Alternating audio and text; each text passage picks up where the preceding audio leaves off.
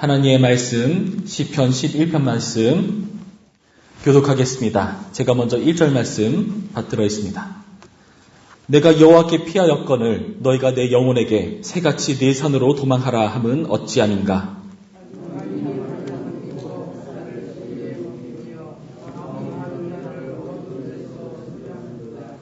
터가 무너지면 의인이 무엇을 하랴.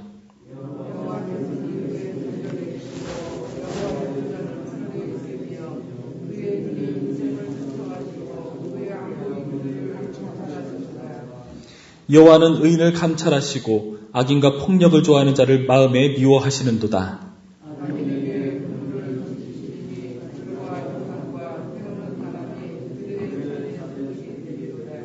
함께 있습니다. 여호와는 의로우사 의로이를 좋아하시나니 정직한 자는 그의 얼굴을 배우리이다. 아멘.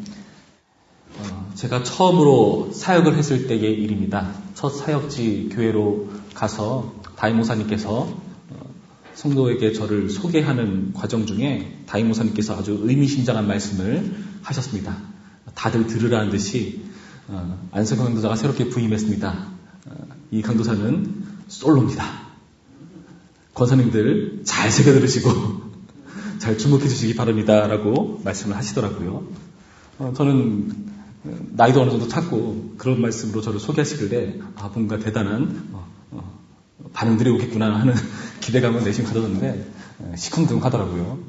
권사님들 반응이 시큰둥했었고 그런 반응을 보면서 오히려 그 말씀을 꺼내셨기 때문에 담임 목사님이 오히려 제가 자존감이 확 상하는 일이 벌어졌습니다. 저는 저를 위로했습니다.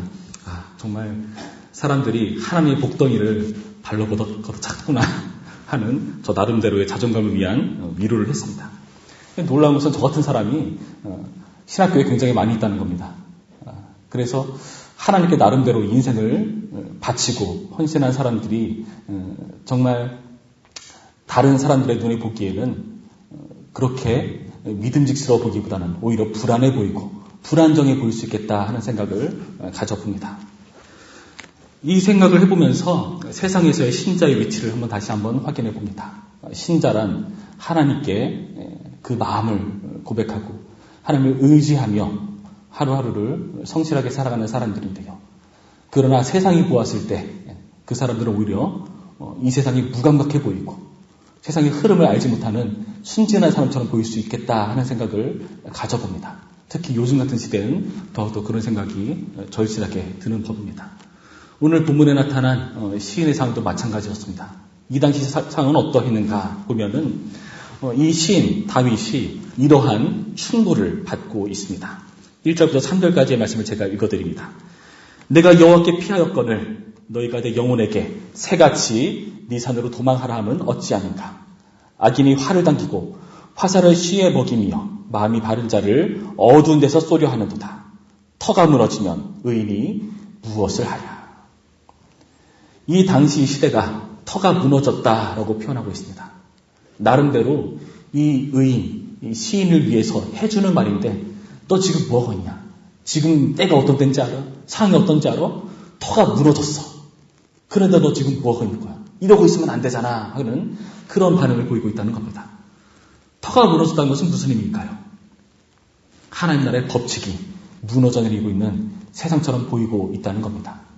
적어도 사람들 눈에 보기에는 그렇게 여겨진다는 겁니다.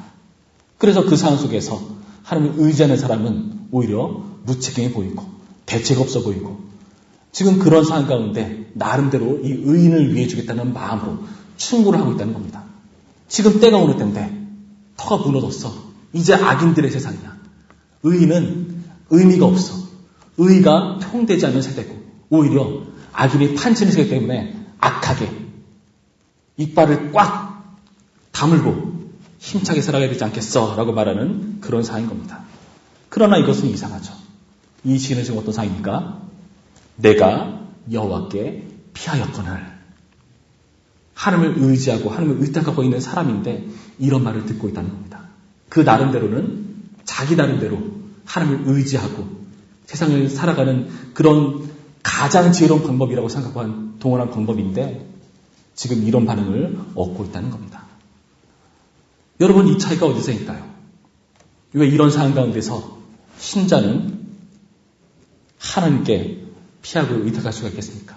많은 사람들은 이제 끝났어. 터가 무너졌어. 많은 사람들이 하나님은 없다고 말을 해. 하나님은 잠들어 계시다고 말을 해. 그래서 내 나름대로 살 방법을 찾아야 돼 하는 그런 상황 가운데서 신자는 어떻게 이렇게 하나님께 피하는 방법을 선택할 수가 있겠습니까? 그런 분위기 속에서요. 여러분, 그것을 알 수 있는 것이 바로 4절 말씀입니다. 4절에 이렇게 되어 있습니다. 여호와께서는 그의 성전에 계시고 여호와의 보좌는 하늘에 있으니요. 하나님께서 어떤 분이라고 고백하고 있습니까? 성전에 계시다. 여호와의 보좌는 하늘에 있다. 이것을 구체적으로 풀어서 설명한 것이 무엇입니까? 4절 뒷부분에 이렇게 되어 있습니다. 그의 눈이 인생을 통촉하시고 그의 안목이 그들을 감찰하시도다. 여호와는 의인을 감찰하시고. 여러분, 하나님께서요, 지금 성전에 계시다는 것은 이 땅 가운데 하나님의 영향력을 행사하시는 위치에 계시다는 표현입니다. 그리고 하늘 보좌에 앉아 계시다고 표현하고 있죠.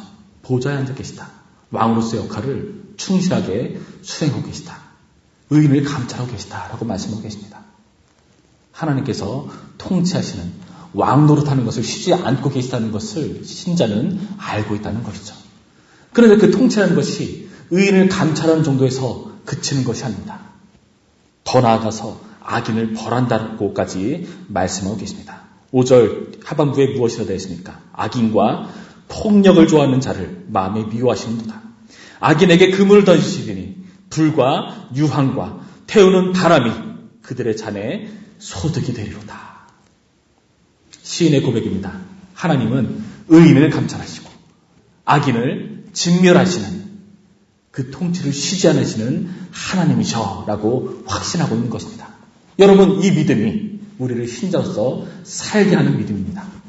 세상에 그 아무리 터가 무너졌어 라고 소리치고 외치고 비명을 치일지라도 신자는요, 그 가운데서 이런 하나님을 알기 때문에 그 자리에서 하나님께 피하는 이 일을 쉬지 않을 수가 있는 것입니다. 여러분, 우리 하나님은 어떤 분이십니까? 우리 하나님께서 어떤 분이시기 때문에 이런 통치, 의인을 감찰하시고 악인을 벌하시는 이 통치를 쉬지 않으십니까? 다윗은 하나님이 어떤 분이신지를 분명히 알고 있습니다. 우리 7절 말씀 한 목소리로 읽습니다. 시작. 여호와는 의로우사 의로운 일을 좋아하시나니 정직한 자는 그의 얼굴을 배우리로다. 아멘. 하나님은 어떤 분이십니까? 의로우신 분이시다. 의로운 일을 좋아하시는 분이시다. 이 의로운 통치자이시기 때문에 하나님은 이 세상 가운데서 터가 무너진 것처럼 보이는 이 세상 가운데서 하나님은 하나님의 일을 행하시는 분이시는 겁니다. 의로서 이 땅을 감찰하신다는 겁니다. 의인을 감찰하시고 악인을 징계하시는 그 하나님의 통치가 여전히 작용한다는 것을 이 시인은 믿음으로 고백하고 있습니다. 여러분, 이 세대는 우리가 보기에도 터가 무너진 것처럼 보일 수 있습니다.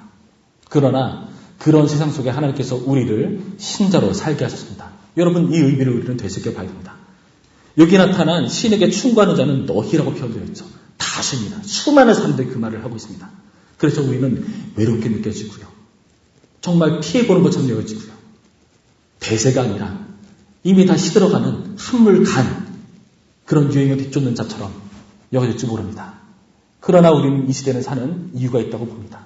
하나님께서 이 시대에 우리를 두신 목적, 하나님을 의식하지 못하고 우리에게 남대로 충고락지고 한다는 그들에게 우리는 보여줘야 된다는 겁니다. 무엇을 보여줍니까? 하나님을 의식하는 자로서의 모습을 보여줘야 된다는 것이죠. 그들은 하나님을 볼 수가 없습니다. 볼 만한 능력도 없고요. 볼 만한 실력도 없습니다. 오직 우리만이 이 하나님을 볼 수 있는 존재들입니다. 예수님께서 우리를 위해서 십자가에 달려 죽으시고 부활하셨고 우리 가운데 또 다른 보혜사 성령님을 보내주셨고요. 그래서 우리는 이 세상 속에서 이 터가 무너진 것처럼 보이는 이 세상 가운데서 신앙의 눈으로 하나님을 의식하는 존재로 우리가 존재하는 것입니다. 여러분, 그렇기 때문에 우리가 이 자리에 있는 것 아닙니까? 다들 잠들어 있는 시간에 우리가 피곤한 몸을 이끌어서 이렇게 기도의 자리에 나온 이유가 아닙니까? 여러분, 우리가 하나님을 의식하지 못하는 세상 가운데서 하나님을 의식하는 자로서 하나님이 보여줘야 될 책임으로, 그런 존재로 하나님께서 우리를 세우신 것입니다. 이것은 너무나 놀라운 특권입니다. 여러분, 많은 사람들이 하는 것은요, 가치가 떨어집니다. 희소한 것이 가치가 있는 법이죠. 우리가 가치 있는 존재입니다. 하나님께서 우리를 가치 있는 존재로, 하나님을 의식하는 존재로 이 자리로 부르셨다는 여러분, 이 의미를 여러분 되새기시기 바랍니다. 우리는 외롭게 신앙생활을 할 수 있습니다. 때로는 가족 중에 유일하게 혼자만 신앙생활하는 것처럼 느낄 수 있고요. 자식들은 말도 안 듣고 하나님께서 곧 떨어져 나갈 것처럼 불신앙하는 모습을 보일 수도 있고요. 그리고 우리가 만나는 사람들마다 우리를 되게 이상하게 기이하게 여길지도 모릅니다. 희소하거든요. 그러나 우리는 그들 가운데에서 하나님을 의식하는 자로 서 있습니다. 하나님을 의식하지 못하는 자들 사이에 우리가 그 존재로 서 있다는 것입니다. 여러분, 이것이 우리의 임무가 무엇인지, 우리가 할 바가 무엇인지를 분명히 보여주는 바로 그 자리라는 것을 여러분 명심하시기 바랍니다. 여러분, 사람들은 성경을 읽지 않습니다. 우리는 성경을 읽습니다. 우리는 그들에게 성경이 되어줍니다. 보여주는 성경. 하나님께서 이런 분이셔. 너희들은 의식할 수 없지만, 터가 무너져 버린 것 같은 이 세상 가운데서 너희는 모르지만 나는 알고 있어. 나는 하나님이 어떤 분인지 알아. 의로운 통치자이신 이 하나님이 나를 의식하고 있어. 이런 하나님을 여러분 보여주시는 존재로 오늘도 충실하게 살아가시는 저 여러분에게 간절히 바랍니다. 이 기도의 자를 통해서 이 의식하는 자로서의 멋진 모습을 여러분 활용하시기 바라고요. 우리 각자의 자리에서 여러분 신자로서의 이 특권과 책임을 그들에게 보여주셔서 그들로 하여금 하나님을 의식하는 존재로 돌아서게 만드는 그 중요한 역할을 우리가 할 수 있음을 명심하시는 저희 여러분에게 간절히 바랍니다. 우리 함께 기도하시겠습니다.